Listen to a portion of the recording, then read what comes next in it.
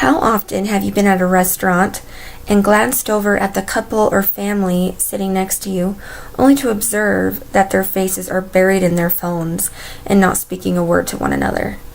Not only is this one of my biggest pet peeves ever, but I feel that it's a problem that really needs to be addressed.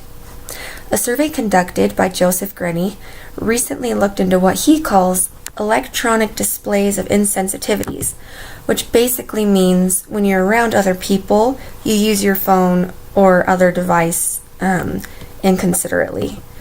Grenny reported that an astonishing 89% of the 2,225 survey participants reported that this behavior has damaged a personal relationship. 90% say that at least once a week, their friends or family stop paying attention to them in favor of something that's on their phone. Are you one of these people? I can guarantee that almost every individual attending BYUI owns a cell phone. If not, they absolutely know somebody who does. I myself own a cell phone, the latest and greatest even. I don't hate cell phones. However, I strongly feel that smartphones, rather the overuse of smartphones, is damaging people's social skills and also their personal lives. I've done a substantial amount of research and I'm excited to share with some of my findings with you today. Excessive use of cell phones impact your personal life negatively. I mainly want to talk to you today about the negative effects that come from being addicted to your smartphone or other electronic device. First, I will describe how communicating more so through smartphones than in person has negative effects. And second, I will examine how and why phones are ruining relationships. Third, I will discuss how phones distract you from the important things in life. I will be the first to admit that smartphones are extremely useful and very impressive. I don't doubt that there are several benefits from owning a smartphone. For example, I myself am constantly using the navigation app on my phone to get me from place to place. Communicating through smartphones, more so than in person, has negative effects, which is my first point. Communication is essential to a person's well-being. A person with well-balanced social skills must communicate effectively, and not just through texts and tweets, emails, via their phone, etc. They must be able to talk to and interact with other people face to face. Unfortunately, many people of our generation and even our parents' generation have now become reliant and essentially addicted to smartphones. According to a research survey done by Duggan and Smith, 73% of adults online use some kind of social networking platform. And of those adults online, 71% are Facebook users, which 63% of whom report visiting the site at least once a day, and 40% report visiting the site multiple times throughout the day, every day, through their phone. It's no secret that technology is constantly and rapidly improving and changing. According to technology experts, human evolution is directly linked to the evolution of technology. This implies that technology is hastily changing to match the needs of humanity. And that's kind of scary to think about, because think about how we as humans nowadays can't seem to live without our phones.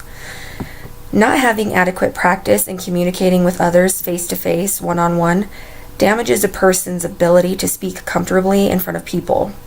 Those who solely rely on communicating and conversing through phones and their computers, whatever, are less likely to be able to hold an actual conversation with someone who is in their presence. People who see an individual who is constantly on their phone is not likely to make an effort to strike up a conversation with you, which could result in losing an opportunity to meet new people, friends, and create new friendships.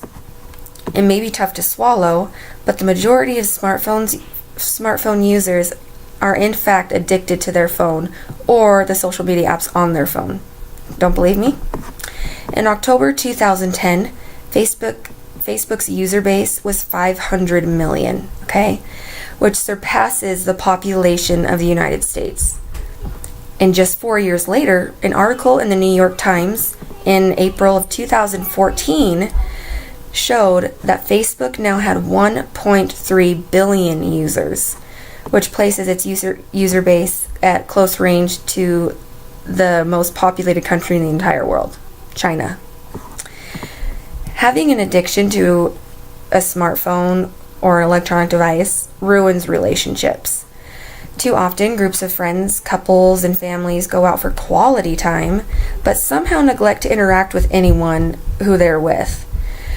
A major concern of the detrimental effects of cell phone addiction is that if you spend most of your time communicating through text or in this virtual world, it will become harder and harder to learn the skills required to create a lasting, loving relationship with someone. According to the Joseph Grenny survey that I mentioned earlier, I previously stated that 90% of the survey participants said that at least once a week a friend or family would interrupt or ignore them because of something on their phone.